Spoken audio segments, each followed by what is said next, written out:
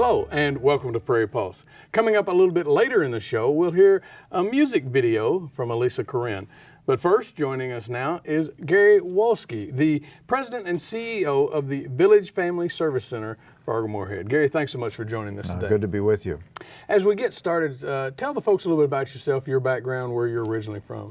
I'm a North Dakotan, born and raised in Enderlin. Left there and went to college, Valley City for a couple of years, and then up to UND to get into psychology, and then a few years in the service back in the late 60s, early 70s, and then came back at a master's degree from UND. Go Sioux, if you can, we can still say that. And then the rest of my career has been here in North Dakota. Okay. Well, now, how did you get involved with the center? Well, I got lucky, first and foremost, because it's an incredible place. My first years after grad school were spent in Rugby, working with kids and families, kids who were in trouble, families who were in trouble. We designed some programs up there to try to deal from a kind of a systemic approach, which at that time in North Dakota was very new, and the country really was quite new. So then when there was a position here at the village back in '83, they were looking for some creative ways to deal with kids and families, and so I fit that history pretty well, and came aboard in August of '83, and been loving it every day since. Okay. Well, with that said, what is the Village Family Service Center, and what services do you provide there? Well, if you go back to our history in 1891 as an orphanage, from 1891 through the late 60s, we were, it's always been about kids for us, and that continues today. My predecessor, Harry Myers, a most incredible person who took the village, it's like turning the battleship around that we hear about. The board hired him in '69 and said, we don't know if we have a reason to continue to exist. If we do, you figure it out, and we will. And so for 15 years, he began a process of really diversifying the programs that we do, but all of that was still around kids and families. And so we really, if you look at our budget and our array of services, I think last year we provided a service to in the neighborhood of 87,000 people in a mostly North Dakota, Minnesota, and some Canadian provinces. But all of that really started with kids and continues to be about kids. But we're a counseling agency. 75, 76, 77% of all of the money we expend is done on behalf of a variety of programs, but all counseling and all somehow, for the most part, related to kids and how we can sort of help kids become citizens and become productive and do that in a healthy psychological way. And most of the folks we deal with have, of course, some considerable challenges, and so it's our job to sort of help them understand and recognize and deal with those challenges in a productive way. Okay. Well, you hit on three things here. Let me break them down. I'll ask you three ways. How many facilities, treatment centers, what do you call them, and do you have, and what is your service area? Mm-hmm. We have 22 offices scattered across North Dakota and Minnesota. Our philosophy is if you're going to provide the services we do in a rural region, you can't do that all out of one area. So some of these offices, of course, are quite remote and small, but we think we have to be where the people are. Now, some of our services have sort of evolved through the internet and that sort of thing too, so that is the bulk of our area's work is done in the region. We also, though, through our employee assistance work, through our Village Business Institute, in the last few years provided services to, I think, 34 different states. If we have a relationship with a business that happens to be maybe domiciled here in Fargo but has other businesses throughout the country, then we serve their staff and their staff's family wherever they may be. And that's pretty significant. I mean, we do a lot of work in the Southwest and so forth, and so that's one of our programs that we're extremely proud of and goes very well, and it fits well with the needs of businesses as well as families and the challenges they have. Okay. So how many employees, staff, counselors, I guess, in total do you have? Well, I think we're in the neighborhood of 260 staff.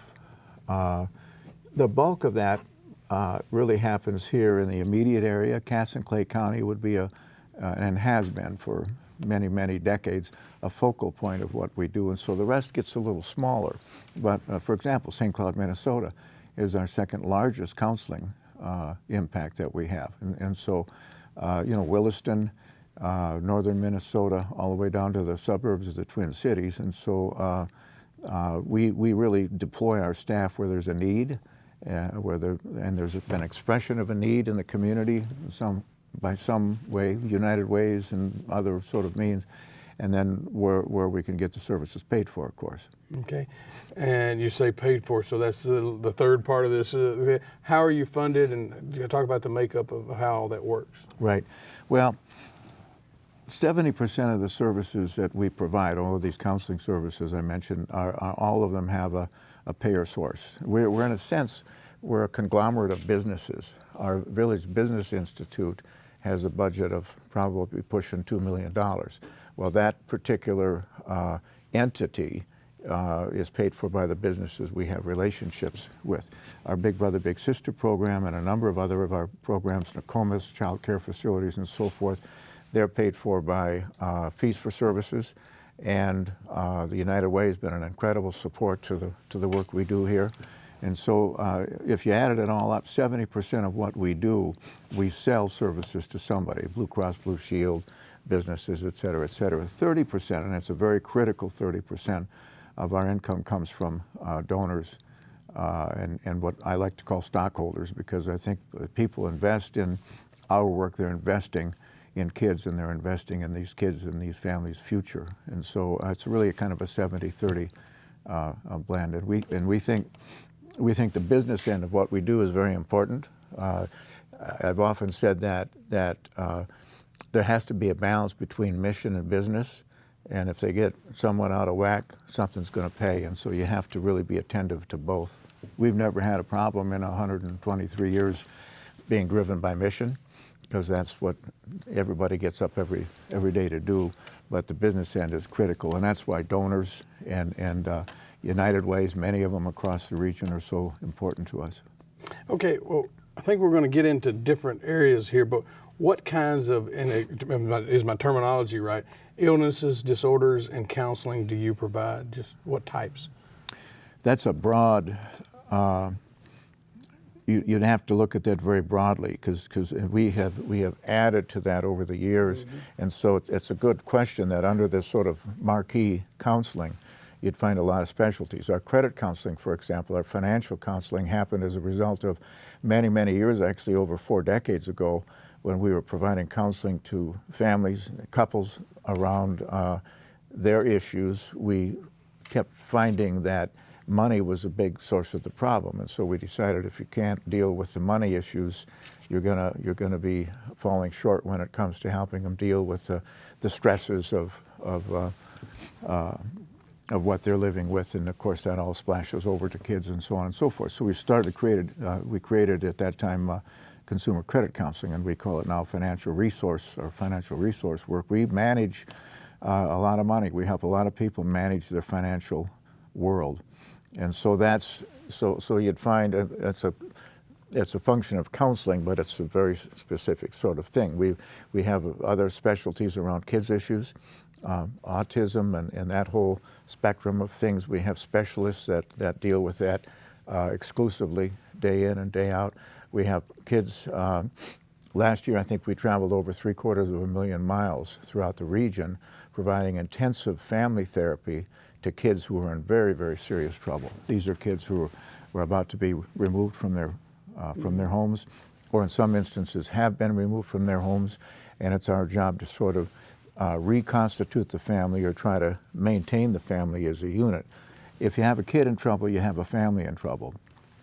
And so this whole package of again, counseling service, but very specialized counseling service. So we go into their homes, we go into their kitchens and their living rooms, and we sit down with the entire family and help them deal with oftentimes a multitude of serious issues, from chemical abuse to abuse and neglect and those sorts of things, always with the safety of the children first, but that again, it's a very specialized sort of counseling services. We're actually since 1987 when we launched that program, through today we've been over 80% successful in being able to keep families together, and we do it very efficiently. I think we can treat a family now for around between $4,000 and $5,000. And if a child has to be placed outside the home, and some do, and there's some very good resources in the region for kids who require foster care or residential treatment. If that's necessary, we're all about that. That's fine. But we find that 80% of these kids that we're serving in that program can remain at home, and that's better for all of us because the placements can get very expensive, and if we're able to keep the family together, everybody wins. The kid wins, the family wins, the taxpayer wins. Okay. Well, let me, I've got a few different programs or things I want to ask you about, more specific, I guess. On your website, there's a link called Teens in Trouble. You know, can you talk about this and what are some of maybe the warning signs for parents to look for concerning this? You know, I think when we think of kids in trouble, we want to think preventatively, and we want to think early intervention. And so as parents, I think you always want to be watching issues with kids about health issues. Are they defiant? Are they working okay with you beyond the normal things that kids do? You know, we all understand some of that. But if you can identify problems early, and we've done some things in the last 4 or 5 years that we've been able to actually identify problems earlier than one would have ever guessed even 5 or 6 years ago, and then intercede with the parents and say there may be a problem here. So long before they get to the teens, if you can look for the trouble signs of defiant behavior, of you know, we all have some sort of a norm that we have, I think, that we carry with us as you look around the society and you talk to your friends and so forth, of behavior. And outside of the things that kids will do naturally sometimes, if those behaviors exceed those boundaries, then the yellow light should be flashing and you should be looking to get some focus needs to be placed on that. So as you move through that towards teens, if you got a teen in trouble, it can be a pretty serious thing because it may represent the fact that you haven't dealt with problems for many years. And as we all know, ounce of prevention, pound of cure. So when the teen gets in troubles, and we do a lot of work with teens, some of that's with school systems, keeping kids in school, some of those sorts of things. And so whatever stage of development and age a child might be in, I think the first key is that a parent has to be paying very, very close attention to how things are working. Okay. Well, that said, teens are a whole issue that I would like to spend a lot of time on with you. But I know kids also these days, a lot of them are treated for ADHD and anxiety and other things like this. But do you think that there's sort of an overdiagnosis going on of this, or is it that early prevention, as you talk about, the thing that's being addressed? It's a good question, and I suppose in the final analysis, it might be some of both. These things, as in any profession, tend to sort of come and go, and so there might be a lot of things contributing to that, but it is a real problem, and the behaviors do group themselves in categories, and again, I think if we're identifying it, I know there's been a lot of medical intervention by way of drugs and so forth. That I think we have to be looking at very cautiously because drugs can mask problems sometimes and whatnot. We have specialists that again deal with that, and they're very highly trained and spend exclusively their career dealing with things like this. So I think it's some of all of those things. If we're overdiagnosing, we have to be mindful of that. But I think the problems that we're seeing in the society with these types of things have to be addressed as well. Okay. Well, heroin is scary enough just saying the word, but it seems to be making a comeback, so to speak. I mean, there was news nationally with actor, Philip Seymour Hoffman overdosing. Are you seeing an increase in heroin use in this region? And are treating? Are you seeing more treatments for that? I guess we are indeed. First Step Recovery, the program of the village, specializes and is just an exceptionally talented group of folks that deal with addiction issues, and heroin has just spiked. It's very disconcerting to see what's going on with that. You may recall some years ago there was a spike in meth, and we published a lot of things in our magazine, and we were seeing meth problems all over the place. That seems to have subsided somewhat, but the use of heroin is we're seeing it consistently. It's very scary stuff. Yeah, as sure. we all know. I mean, but yeah, if you look, but if you added all those things up, alcohol is still probably the primary. It always has been, and still the primary. If you, from an addiction standpoint, it's still alcohol. That's probably the bulk of what we see. And why do you think that is in our region? Is there anything you can point to or talk about there? Boy, that's a wonderful question. You know, you look at our history, you see data in the media from time to time about our usage of alcohol and the binge drinking in the college, all of those sort of dynamics, and why the upper Midwest seems to be so sort of tied into that is a good question. I think we've got to take that very seriously. They would say, you know, the data you read, that the minimum is 10% of the folks in our society that are impacted by some sort of addiction, whatever that might be. Well, when you sort of translate that into other behaviors, into marital problems, into child problems, and child abuse and neglect, financial problems, and so forth, I think the more we can focus on addiction issues, and we know how to do this, we know the success rates, we know the best approaches to these things. So I don't know what. We can always debate about why this area seems to be so affectionate towards addiction and alcohol and other drugs, but I think the fact is we've got to take this very seriously. And you know, you could postulate all day long about our rural areas and the lack of things to do for young people and all that sort of stuff. But I think I don't know if we've made much progress in that regard at all over the years. But it's got to be on the radar screen. We've got to take it very seriously. There are a lot of, when you look at the damage that does, it's profound. Okay. You mentioned earlier your child care centers, Nokomis child care centers. Can you tell us about that? We're very proud of those. You know, we know that, and everyone I think knows that childhood isn't just the most important time in a kid's life. It is the most important time. And so we have 160 kids every day that show up in Nokomis, one of our Nokomis centers, and there may be more in the future. 50 to 70% of these kids come from very challenging circumstances. And that's what Nokomis for 40 years has been designed to do, is to take kids that need that extra little hug and that extra little sort of help with their development and their education and those sorts of things, and to really make sure that they're being attended to. And so the rest of the kids we have are kids like anybody's kids and grandkids. And so you get that wonderful diversity that you have in both of our centers. That too is a function of this remarkable community and stepping to the plate. The United Way has been incredibly supportive of making sure that these kids get a fair shake and kind of get off to a good start in life. And the work we're doing there is just incredibly wonderful. These kids really do, their odds at success go up appreciably because they're a part of Nokomis. Good. You know, recently in the news was a suicide death of a Fargo police officer, and we don't know what demons he was dealing with, but you know, how much are you treating, I guess, people out there for attempted suicides and suicide prevention as well? We see it all over our service system. It's a tragic moment, of course.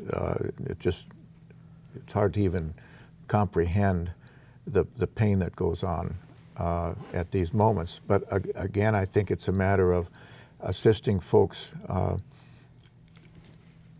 with their ability to recognize that something's terribly wrong, and then making it easy to maybe pick up the phone and call someone and say, hey, I think I may have a problem, can we talk?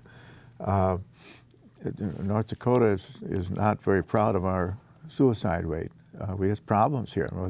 Again, you can postulate all day long about what that's about, but the key is there's typically a very good solution to this, and we know what those solutions are. And so those folks out there, that we deal with folks with serious depression issues day in, day out, every day, and there's ability to recover from these things and an ability to treat them. And so to have these sort of massive challenges and not treat them is very sad. So our encouragement would be to, hey, pick up the phone, call us, call somebody, and because you don't have to live with these demons. They can be dealt with. Have you seen your services increase or decrease over the years, or does it just sort of go with the time, so to speak? Well, that's a good question. You know, over the course of my having been at the village now 30 years, we used to have a service population of maybe in the neighborhood of 3,000 folks a year that would come to one of our doors. Last year it was about 87,000. And so some of that is because we tend to be quite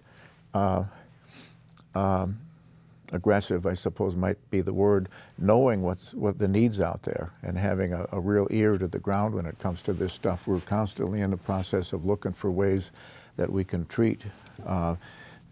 So that has gone up almost without fail, year after year after year. And I think some of that is this incredible group of 260 or so people we do who get up every day and who are wonderfully trained and very passionate and extremely good at what they do. And so I think the more you do that, the more your reputation maybe becomes known and so forth. And okay, we're running out of time, so real quick, and I know there are other programs that we didn't get to touch on, but what are your goals for the future for the center?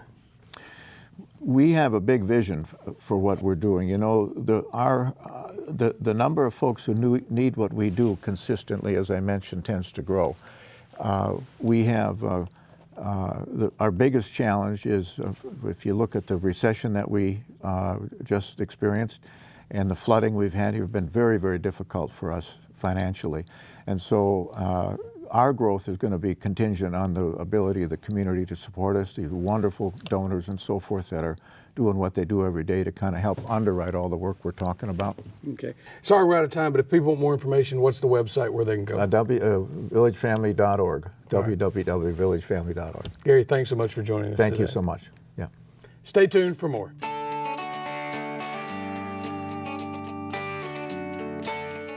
Looking at the shallow twists and turns of the Red River, it's hard to imagine that steam-powered paddle wheel boats were once the most important transportation link between St. Paul and Winnipeg. This original song by Elisa Corinne tells the tale of willpower and cutthroat competition that occurred when steamboats plied the Red.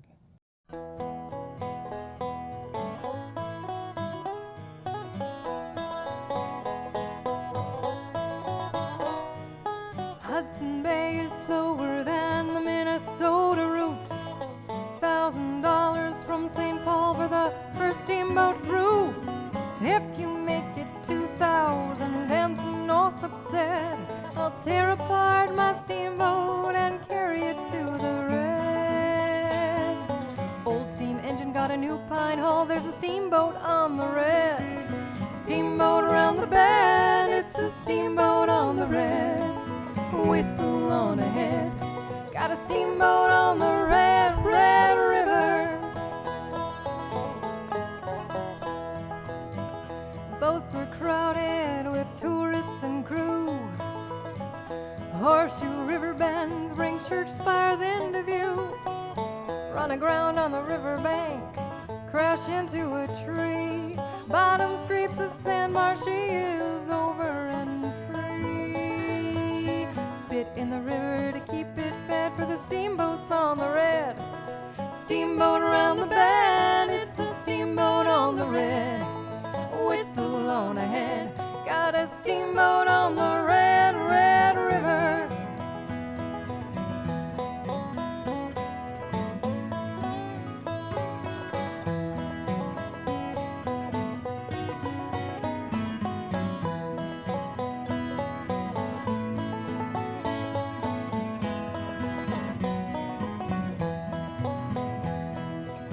Winnipeg unloads, pull tables, printing presses, flour paper plows, fancy dresses, whistles screech, paddles pang. Time to fill the hold. Boat returns from Moorhead with furs and buffalo robes. Place your bets on the first spring day, the steamboat's on the red. Steamboat around the bend, it's a steamboat on the red. Whistle on ahead, got a steamboat on the red, red river. Steamboat around the bend, it's a steamboat on the red. Whistle on ahead, got a steamboat on the red, red river. Steamboat on the red, red river. Steamboat on the red, red river. Well, that's all we have on Prairie Pulse for this week. And as always, thanks for watching.